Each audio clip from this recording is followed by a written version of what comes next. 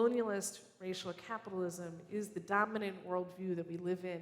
It is the never-ending, profit-driven extraction of wealth and exploitation of land and people. And it's made possible by anti-Blackness, white supremacy, and the erasures of Indigenous people. And as an adult, I've come to think of that in part because I'm extremely unhappy living under colonialist racial capitalism here.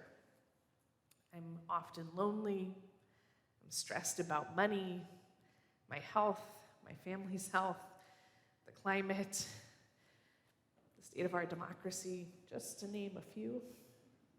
Perhaps you are also unhappy with these things. I'm grateful to name them in your company because it's so much easier to face that together. At UU Mass Action, we define the root of all of these problems as colonialist racial capitalism. Apologies for the jargon. Did you know that when Christopher Columbus arrived in the Dominican Republic, he was so confused by the generosity of the Taino peoples he encountered there and later murdered and enslaved, that he wrote back in a letter to the King of Spain, King Ferdinand. He wrote, "They're so naive and so free with their possessions that no one who has witnessed it them would believe it. When you ask them for something they have, they never say no." This European man who traveled across an ocean to exploit and take arrives in a culture of generosity where everything that he and his men asked for, they gave. I like to imagine a Massachusetts entirely based on generosity. If you need affordable housing, we get it to you. If you need healthy food, we get it to you. Childcare, transportation, medical leave, disability support. You get my drift. We get it to you. What a relief that would be for me. To know that if the challenges you face or your loved ones, to know that our collective, our common wealth would be there to catch you. When we work towards an Indigenous worldview, we work towards a generous future. And that's just one of the 28 chapters in this book.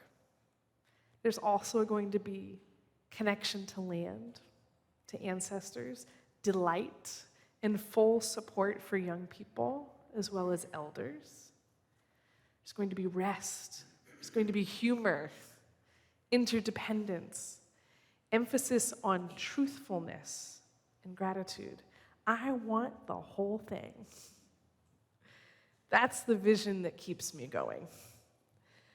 Trying to run around, clean up the mess of climate change, clean up the mess of our democracy, that part's important, but it's also exhausting. Having this vision of a life-giving world, that's what keeps me going. And I want to be clear, when I talk about moving towards an Indigenous worldview, I don't mean going backwards to some version of what the Pennacook were doing on this land in the 1400s. That's not what I mean.